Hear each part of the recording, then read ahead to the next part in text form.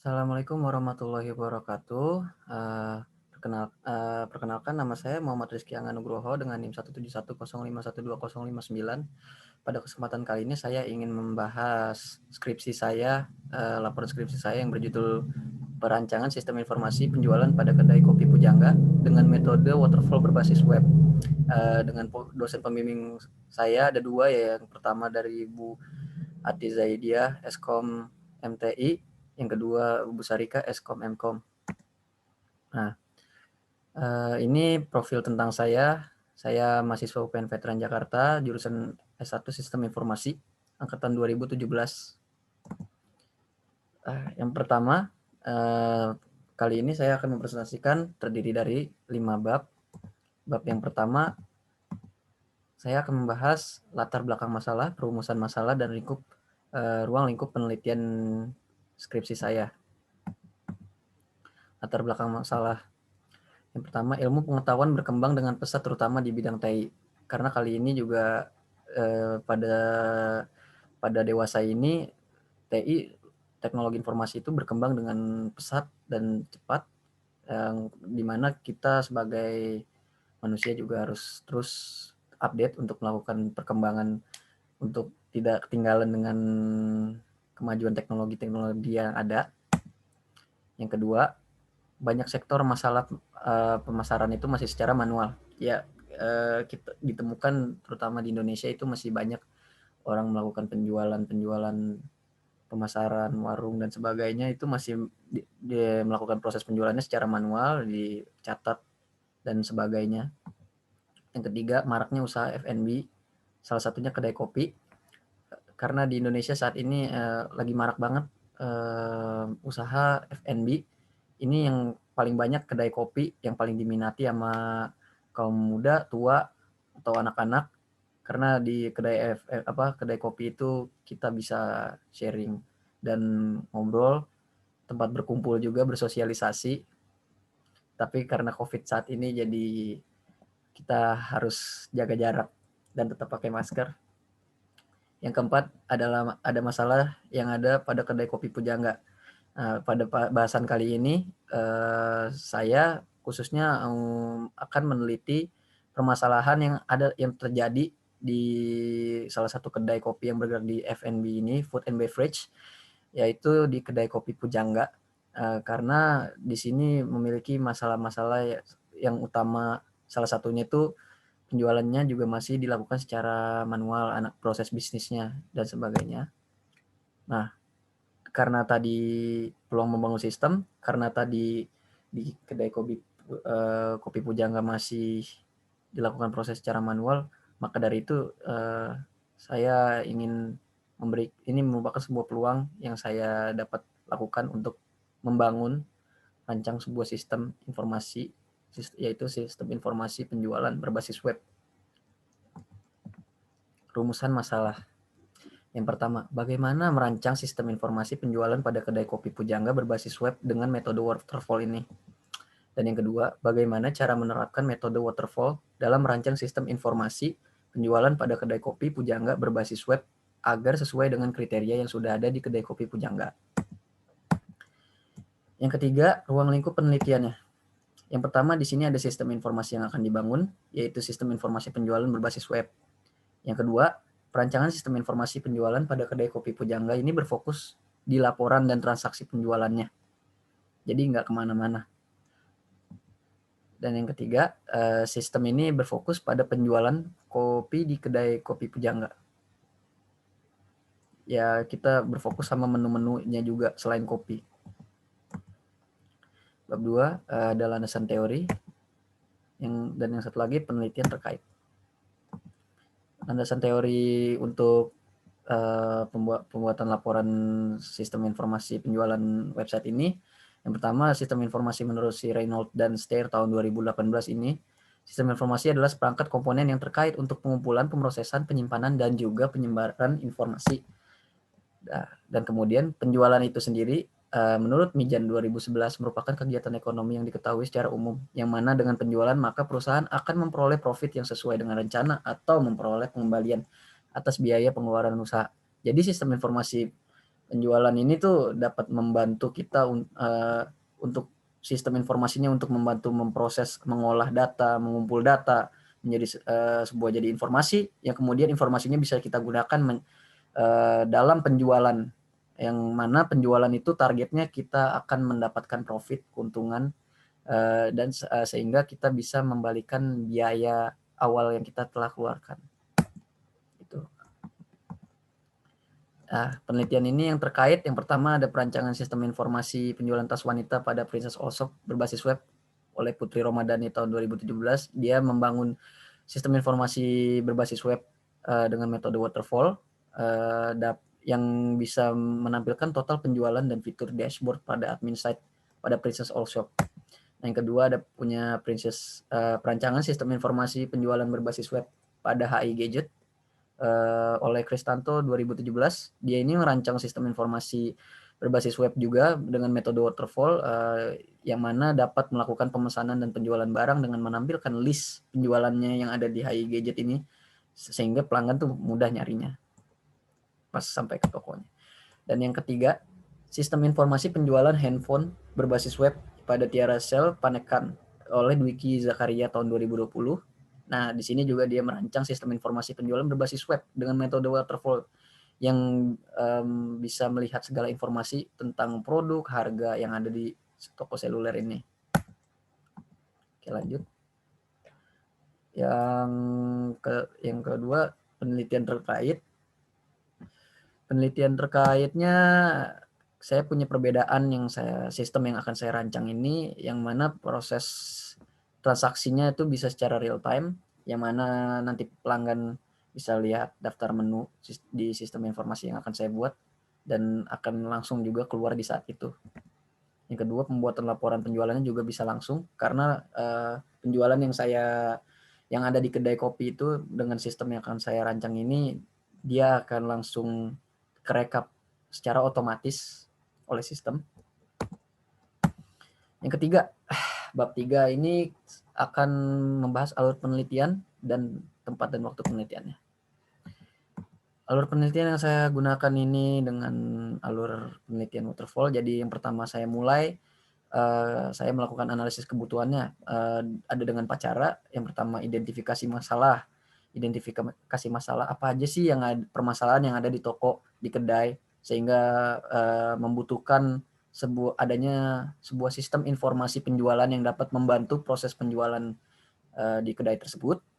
Dan kemudian saya akan mengkaji dari masalah yang setelah saya identifikasi tersebut. Yang kedua, saya melakukan studi pustaka yang berkaitan dengan perancangan sistem informasi penjualan ini.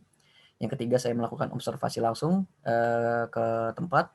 Dan yang keempat, saya melakukan wawancara kepada narasumber yang dibutuhkan untuk melakukan penelitian ini. Nanti saya akan di bab selanjutnya akan saya bahas. Itu saya wawancara dengan narasumber pemilik. Yang selanjutnya saya melakukan desain. Setelah melakukan analisis kebutuhan, saya langsung mendesain gambar bagaimana sistem ini akan dirancang dengan visual bahasa UML, Unified Modeling Language. Ini saya pakai ada 4 use case, diagram, activity diagram, sequence diagram, dan class diagram. Yang ketiga, saya melakukan pengkodean. Nah, saya melakukan pengkodean ini dengan menggunakan HTML, CSS, PHP, sama MySQL sebagai alat software bantunya. Kemudian saya uji sistem setelah melakukan pengkodean ini. Saya melakukan uji sistem dengan melakukan black box testing, yang mana saya mencoba fitur-fitur fungsi menunya apakah sudah jalan. Ketika berhasil, kalau tidak saya akan mengulang lagi di pengkodeannya, yang kemudian saya kalau berhasil langsung bisa diimplementasi di kedai tersebut. Tempat dan waktu penelitian ini saya melakukannya di Jalan Raya Kebayoran Lama nomor 6 RT 10 RW 1 Sukabumi Selatan, Kecamatan Kebonjeruk, Kota Jakarta Barat, daerah khusus Ibu Kota Jakarta. Waktu penelitiannya saya mulai melakukan dari 15 Januari sampai bulan Juni, kurang lebih sampai Juni awal saya sudah selesai. Oke, next. Selanjutnya kita masuk ke bab 4. Ada banyak ini struktur organisasi, analisa proses bisnis berjalan, rancangan use case usulan, kelas diagram, rancangan sistem, black box testing. Yang pertama, struktur organisasinya di sini ada Om Seno, Pak Seno Hartono sebagai pemilik, dan Pak John David Panjaitan sebagai komisaris. Yang kedua, Pak Edi sebagai bagian admin dan penyediaan gudang, dan ada Akbar Hizbullah sebagai barista, dan Ruli Daniel sebagai kasir.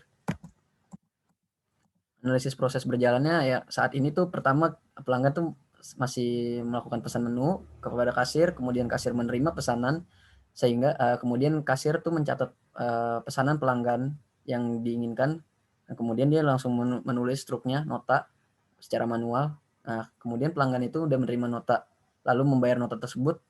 Setelah itu kasir itu melakukan input pembayarannya di laporan, mencatat laporan penjualannya juga, terus kemudian laporan catatan tersebut dikumpulkan ke pemilik, sehingga pemilik bisa membaca laporan hariannya. Rancangan use case usulan yang saya bikin ini, di sini ada login, ada admin, bisa dilihat saya memiliki 3 aktor utama, yaitu admin, pemilik, dan kasir. Admin bisa melakukan input barang, pembelian bahan rusak, dan sebagainya. Dan di sini kalau login juga login gagal. Rancangan use case usulan. Oke. Di sini akan saya tampilkan rancangan use case usulan saya. Oke, kelas diagram saya. Maaf tadi maksudnya rancangan kelas diagram. Di sini saya memiliki 12 tabel yang terhubung, memiliki entitas masing-masing. Yang pertama dari tabel user, di sini tabel usernya punya sifat one to many kepada tabel pembelian, karena satu user itu bisa melakukan pembelian banyak barang, yang mana misalnya bagian gudang melakukan pembelian, dia bisa nginput di sistem banyak barang oleh satu user. Nah, pembelian ini dengan supplier juga ininya hubungannya many to many, dia karena beli barang itu bisa di banyak tempat juga, karena nggak di satu supplier. Kebetulan di kedai saya juga melakukan pembeliannya tidak di satu supplier tetap, di agen gitu, enggak. Nah, kemudian satu pembelian ini punya rinci pembelian satu. Jadi satu barang yang dibeli memiliki rinci pembeliannya tuh satu juga, informasinya satu rinciannya. Kemudian untuk tabel user melakukan penjualan, dia juga misalnya mesin kasir melakukan penjualan, dia bisa one to many hubungannya, karena satu kasir bisa melakukan banyak penjualan, dan banyak penjualan itu satu penjualan itu bisa punya satu rincian penjualan yang muncul di faktur. Oke. Kemudian barang yang dibeli, banyak barang yang dibeli itu memiliki banyak rincian pembelian barang juga, dan banyak barang juga memiliki banyak rinci penjualannya juga, barang apa aja yang udah kejual bahannya. Nah, barang itu sendiri entitasnya dengan satuan barang dan kategori barang itu one to one, karena satu barang memiliki satu satuan barang, dan satu jenis barang memiliki satu kategori barang juga. Satuannya bisa kilogram atau piece atau box, kalau kategori barangnya kategori bahan utama atau bahan sekunder. Nah, yang tabel barang ini memiliki entitas relasi satu one to many dengan tabel stok barang, karena satu barang itu misalnya satu susu bisa memiliki 100, jumlahnya ada 100, itu contohnya. Oke, lanjut dari tabel barang di sini many to many ke tabel rinci menu, karena banyak barang itu memiliki banyak rincian menunya di daftar menunya. Jadi misalnya di sini ada kopi cappuccino, dia itu menggunakan banyak bahan barang ini.